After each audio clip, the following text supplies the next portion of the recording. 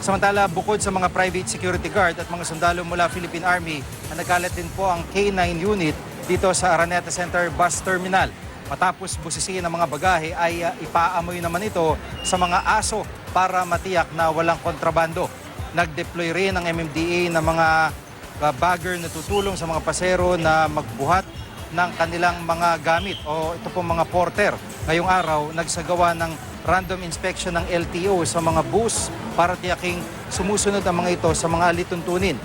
Naistiyakin ng LTO na ligtas sa mga pasahero lalo na mga babiyahe sa malalayong lugar. Paalala naman ng mga otoridad sa mga pasahero, huwag na magdala ng mga ipinagbabawal gaya ng armas, matatalas na bagay o di kaya naman ay mga alagang hayop.